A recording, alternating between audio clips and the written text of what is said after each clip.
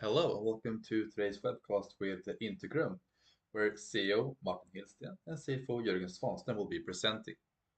After the presentation, there will be a Q&A, so if you have any questions, please submit using the form to the right. And with that said, please go ahead with your presentation. Thank you, Martin. Yes, my name is Martin Hillsten. I joined Integrum early May this year as the new CEO, and next to me is Jörgen Svanström, our CEO. We will hold this presentation for you this morning. Welcome, everyone. So just a quick recap what Integrum is all about. We are a Swedish company located in Gothenburg. We are commercially active in US and Europe and Australia. 35 people working here in Gothenburg and about 12 people in the US office in Boston area. We are listed on First North, as you probably know, and we founded in 1998. Next.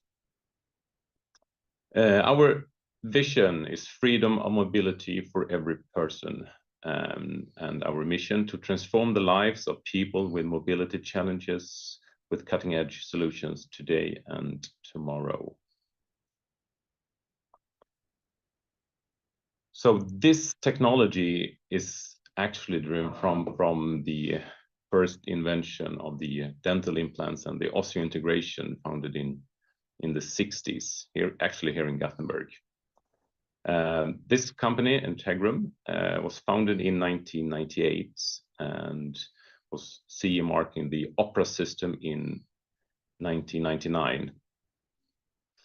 And what we're working with today is the Opera system, and we have the CE marking and the MDR certificates, and we also have the PMA for US, which was launched in 2020.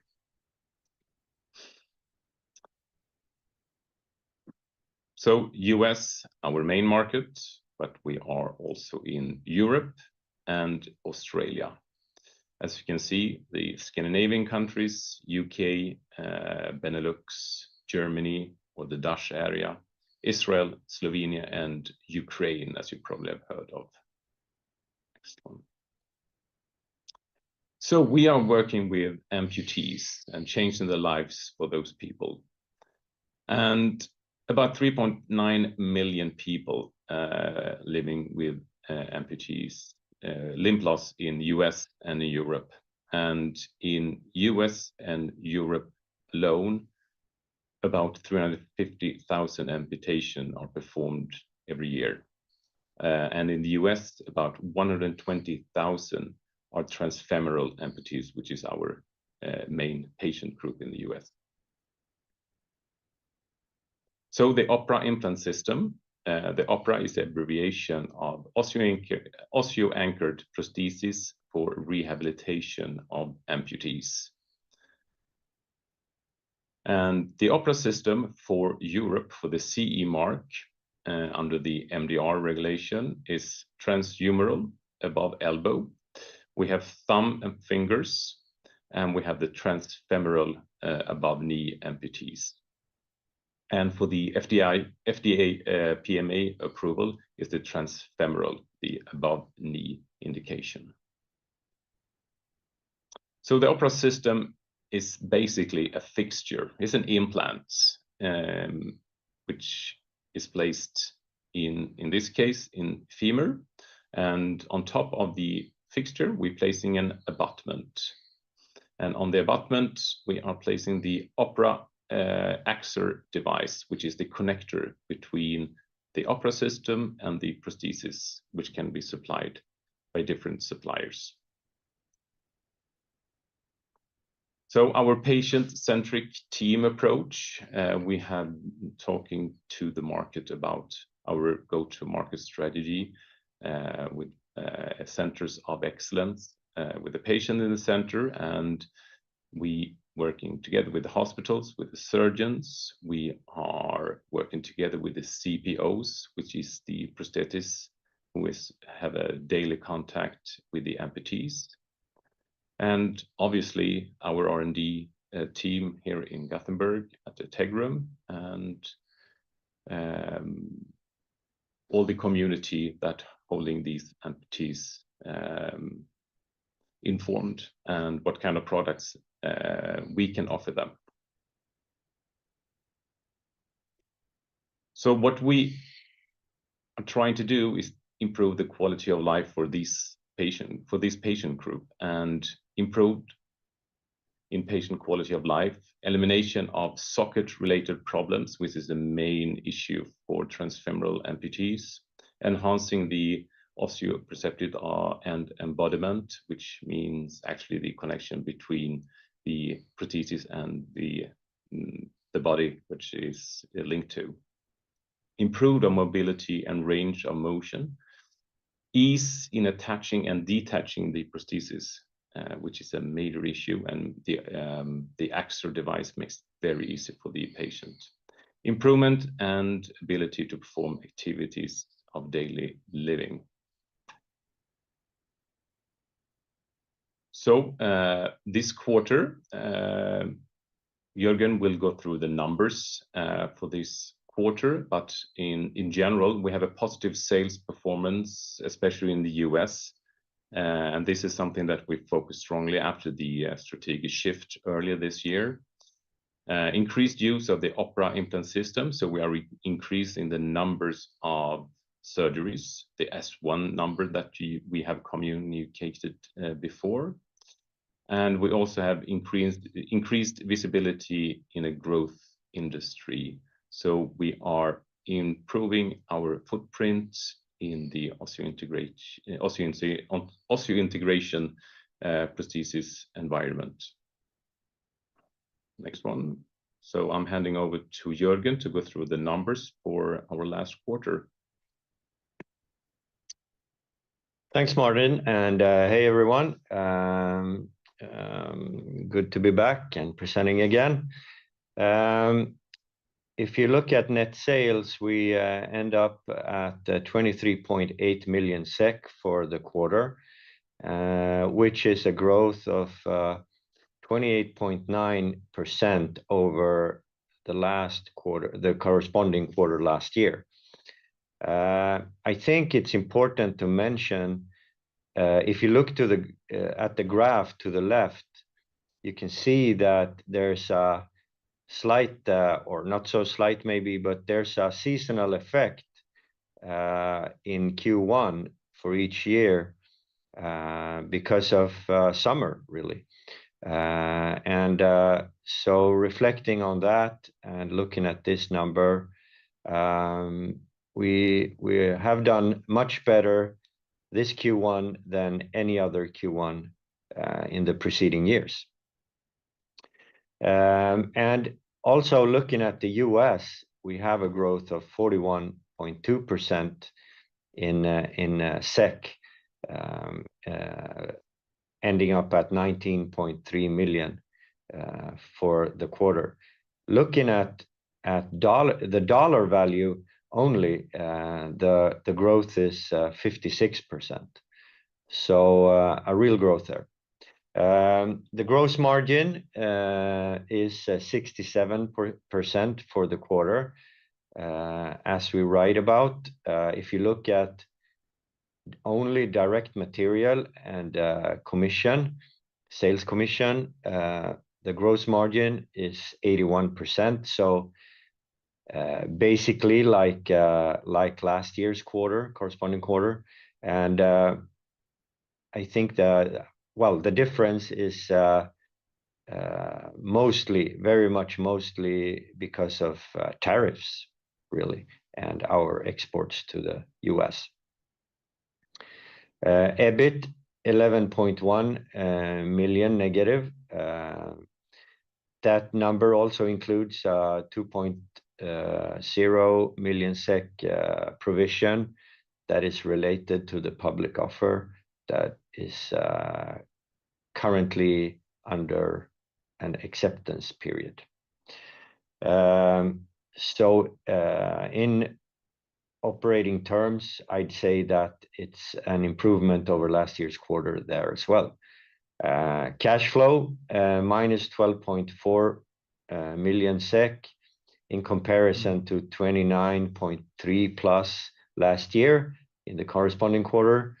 But we have to remember that that quarter also included a share issue of a nominal 50 million SEK.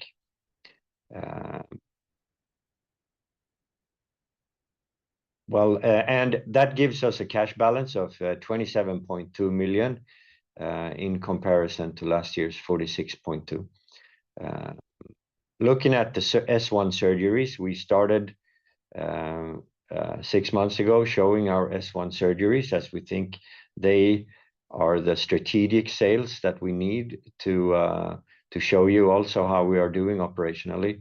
And looking at the US, we have 27 S1 surgeries in quarter 1 in comparison to 20 last year's same quarter.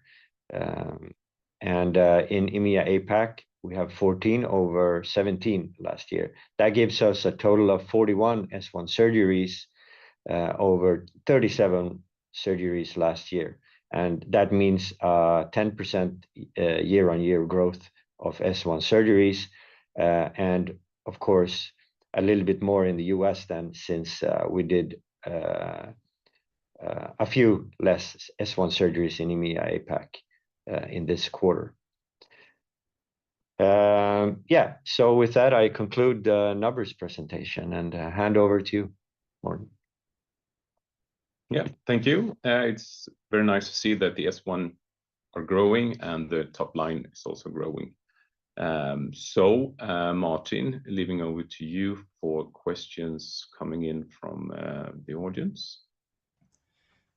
Thank you very much for that presentation. And yes, let's open up the Q&A section here. We'll start with the first one. Sales in the US grew 41% organically and now represents the majority of the revenues. How sustainable is this growth trajectory, and what steps are taken to maintain this momentum in this market?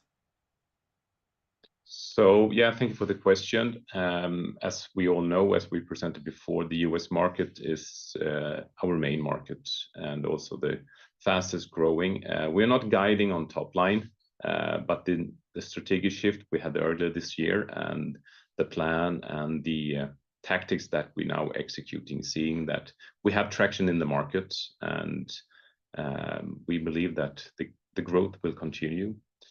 Will not guide on any percentage or size or numbers, but what we're doing, we believe is the right thing right now. Yeah, I excuse me for cutting in, but I mean, we hired a sales rep late last year and are looking for another one as well. We are, yeah. So it's an open position right now. So I mean, that will also have an impact, we hope.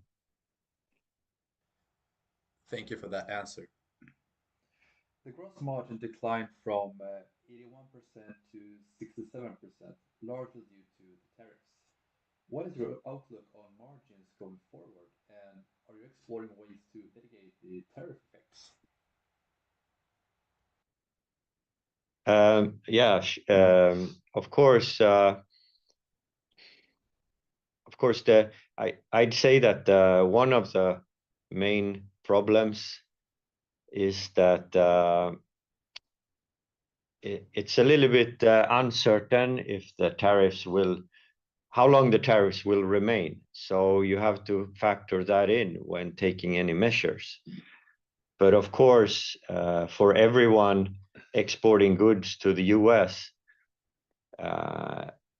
if there are no provisions from the US government that will exclude our products from tariffs, the only way to get around it is to investigate production in the US. Yeah, to conclude that, we're looking into to take different measures to mitigate the tariffs and the impact for the overall business. As mentioned, the US is the biggest and most important market right now, so it will affect us definitely. So we're looking into that. Thank you for that answer. You mentioned streamlining reimbursement processes in the US. What progress have you made so far, and how much of a barrier is the reimbursement for adaptation of the Oprah implant system? Yeah, so reimbursement is about financing the actual procedure and the products going into the patient.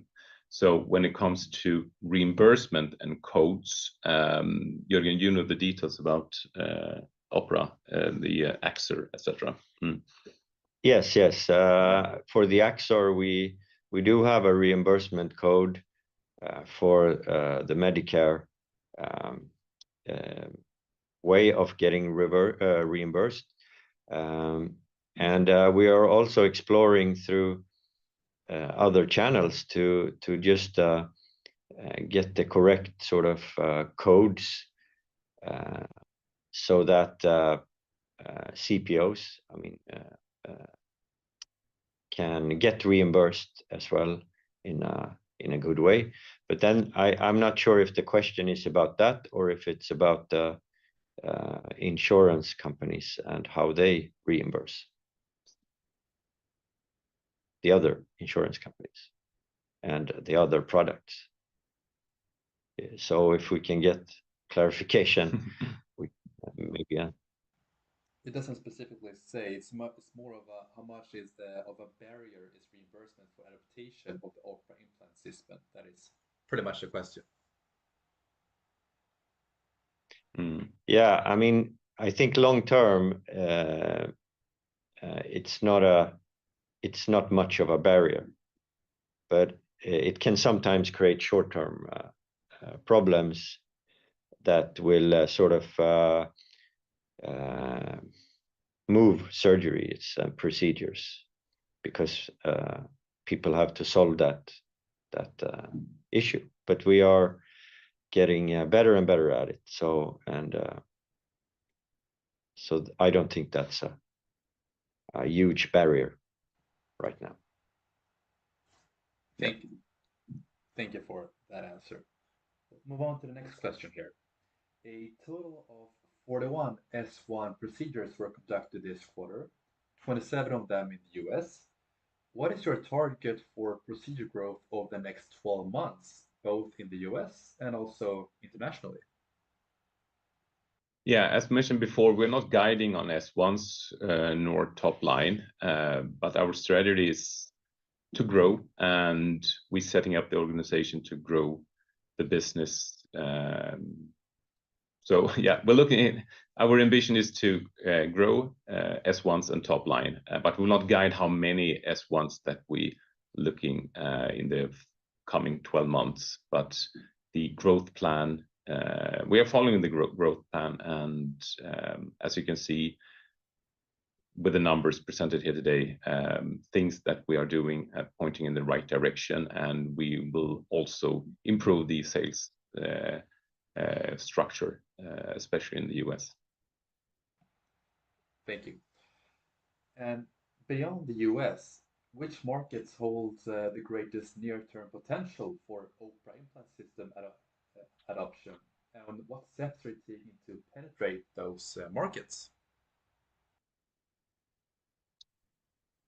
Good question. The commercial approach is very important to us, and we're not going into detail which market that we are looking into right now, but we are expanding our commercial footprint and obviously having each market evaluated in terms of cost, opportunity, and margins. But we will not go into details for the operations doing that, for what we're doing right now. You've signed new distribution agreements in Slovenia and the Ukraine. How important are such niche partnerships in your global growth strategy, would you say? Well, that kind of agreements, we have communicated all the surgeries that we are performing in Ukraine. And that's a very important partnership, especially when it comes to volume, and also the digits, so thumbs and fingers in Slovenia is also growing, and that kind of agreements and alliances is a part of the strategy that we have, and very important to us. Thank you. We'll take one last question here. Becoming a legacy sponsor of the GCCO strengthens your visibility. How do you measure the impact of such initiatives on adoption, brand positioning, and ultimately revenue growth? Yeah, this Gecko agreement, the legacy sponsorship, is a 3-year contract, and we'll start with the first Gecko meeting in November in Charlotte, North Carolina. And this is a way for us to increase our footprint in this segment and increase visibility for opera system as a really, really good alternative for the conventional prosthesis, and to actually increase both impact for surgeons, for patient groups, for CPOs. So this is a good arena for us to be at and also control that kind of venue. So that's why we're doing it. Okay, thank you very much, Martin and Jörgen. That concludes the Q&A section here. Thank you also both for presenting and answering all of our questions. And thanks everyone who tuned into this presentation with Integrum. Have a great rest of the day. Thank you. Thank you. Thank you for joining.